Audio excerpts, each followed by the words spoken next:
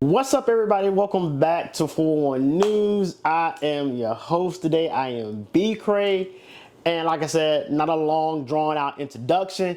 Let's go ahead and talk about the NFL blowout this week. So the NFL blowout this week, it goes to two teams. One that I really like. So the Buccaneers blew out the Eagles 33-16. Bruh, if you're an Eagles fan, your life is in danger. And then the Commanders came out on Monday. I think they played Monday, and they beat the daggone Cardinals 42-14. I thought the Cardinals was on it, but I guess not. But let me go ahead and get some this formalities out of the way.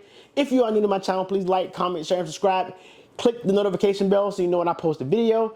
Also, if you like what you hear, go ahead and click the subscribe button. Come on and join the B Crate family. We on our way up for the new year. But with that being said, let's go ahead and jump into our news for today. Let's jump into our what did I used to always call it? Our entertainment news, as I call it. So I wrote some stuff down so I don't keep you long. So let me get you in and out with no problem. So y'all already know John Amos. He passed away, I want to say Tuesday. If you don't know who John Amos is, he was the father on Good Times. You know, Good Times. Most of you younger people don't know, but Good Times. He was the father on Good Times. That hardworking man, going out there busting his tail for his family on Good Times, setting the example for fathers all over the world. You know what I'm saying? And then he also played another father role in the show Coming to America. If you remember, he was the father of the girl that the prince was trying to get with. So very talented actor. He will be missed in this in this world. But you know, he's off. You know, God called him on home to do some acting up there in heaven. So yeah. So pray for the family as much as you can. So second of all, next thing I want to talk about was something that's real funny to me. It is if you remember the Fugees, right? So back in the day, the Fugees said they wanted to do a Fugees reunion tour, but it never happened, right? So one of the members, I think his name was Pals, whatever his name is, he is suing or trying to sue Lauryn Hill, talking about he sued her because she was mishandling funds. It's her fault that the reunion didn't go off with a kick. But people, if you ever been like, if I was the Fugees, I would have never in the first place did a reunion tour to start off with. Cause I think this is their second time trying to reboot the Fugees.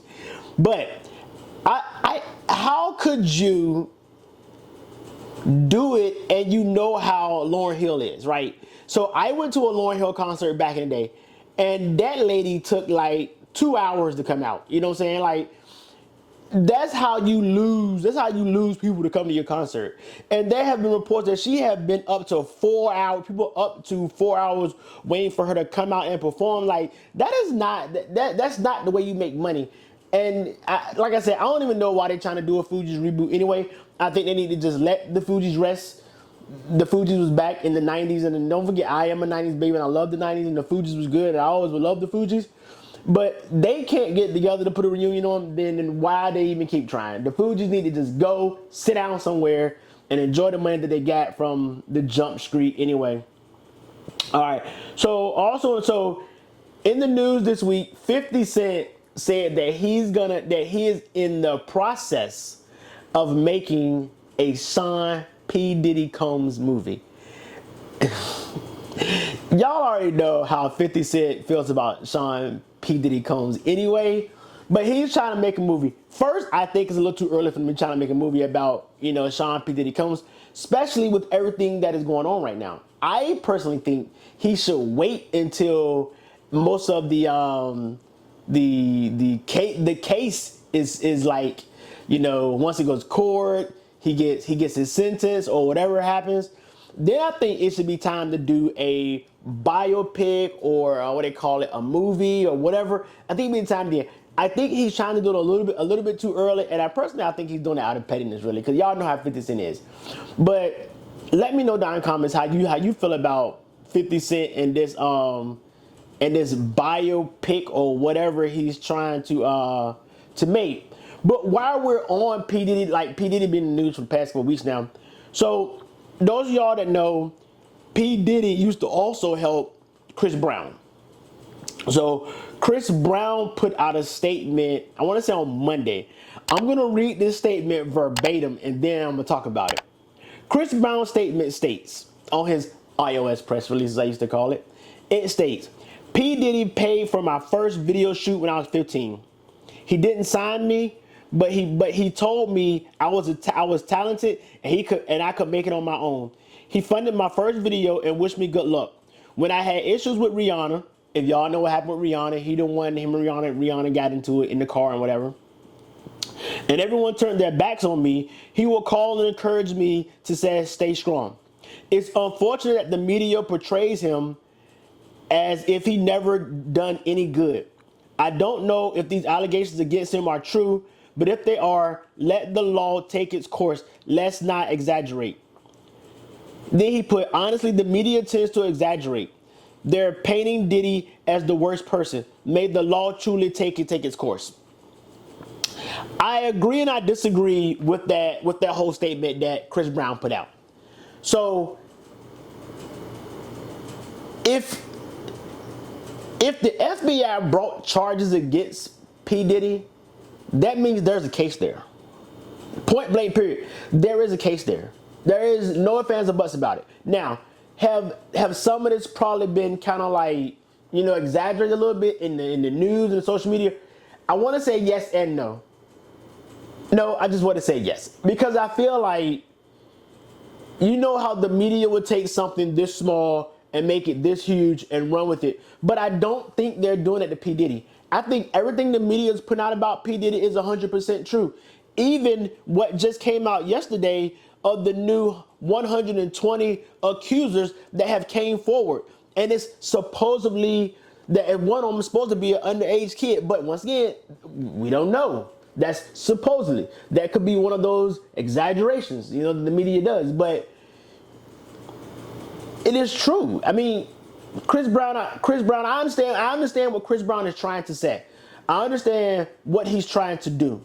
But it's hard to do that when these charges are just darn near real. They're not darn near real, they are real. They are real against P. Diddy Combs, and that man is going to go to jail for life. And I hate to say it. So, we can't take but the problem is what I always tell people is this. You can do miraculous things in the world. You can go out here, save kids from burning buildings. You can go out here and pay people to go to college, the whole 9 yards. But at the end of the day, as soon as you do something terrible, all that is gone. It is all the terrible stuff that you did. And that's what's happening with P. Diddy right now. All that good stuff he did, outside of all the stuff that's going on, no one cares about that anymore. Only thing people care about now is that he did all this. He drugged people. He sex trafficked people. It was prostitution. He kidnapped people. He held them in his house to do sex acts for over weekends, then give them IV and send them home. He drugged them. People's gonna look at that. They're not gonna look at all the money he gave to charities or he sent people to college. They're not gonna see it because this is worse than anything else. It's worse than anything else. So Chris Brown, I understand what you're saying, Chris Brown, but you should have kept that iOS press release to yourself. That's all you should have did. And just in the corner, pray for P. Diddy that he don't get that he gets life in prison and he gets it somewhere where he's somewhat safe in prison. So that's that. Or the pray for these accusers. It's 120 of them now, and I believe that number is going to rise. It's 120 of them. Pray for those people. Pray for the people that was raped, or pray for the people that he kidnapped, or pray for the people that he beat. That's the stuff. That's the stuff you have to do. And that's just that. The last thing I want to talk about, like I said, I wasn't gonna keep you long. It's gonna be a quick one because I have things to do. It's my birthday weekend. The last thing I want to talk about is the dock. Okay, so if you haven't been living on a rock for the past couple of days, there was a strike for all the dock workers, right? All the people that work on these ports. They went on strike for like 2 days. They went on strike for 2 days for 2 reasons. Well, I'm gonna pick 2 of the multiple reasons that they went on strike for. One was higher pay, and then the next one was they wanted stuff in the contract that states that they would not bring so much automation into the docks to where it takes people jobs. So what I want to say about it, that thing right there, what I just said, is that they don't want to bring too many automations into the dock where it takes people jobs. It's a good and a bad to that. And the reason why I said it, it's a good and a bad to it, like, how can the dock move forward with technology if they put it in the contract to where they can't move forward? How is that going to hold America back? Does it make sense to y'all? Because it makes sense to me. And then when you put stuff in your contract like this, you already know that's going to start a ripple effect throughout everybody else that wants to start going over their contracts when it comes to other jobs in the world, like warehouse jobs. I used to work at QVC. A lot of that stuff is now, like, when you order from QVC, a lot of that stuff is automated now. Same thing goes along with Amazon and all those other places. A lot of that stuff is automated. If people get a hold of this, edit it, and the dock workers approve it, what you think is going to happen across the board to everything else? I think what should be put in the contract is automation cannot take up this percentage of the jobs. So we can, like, they can bring in automation, but it cannot take 10% of the jobs. To me, it gives people time to, it gives technology time to come in and do what it needs to do, but it also won't take the jobs from the hardworking people who need these jobs to put food on their table, put clothes on their kids' back, and put a roof over their family's head. That's how I feel about it. Let me know how you feel about it down in the comments. Like I said, I'm 50-50 about it. Nope, I'm not 50-50 about it. I'm with it to a degree, because we still gotta technology still gotta come forward. That's what the world is all about. We still gotta move forward. But anyway, like I said, I wasn't gonna hold you.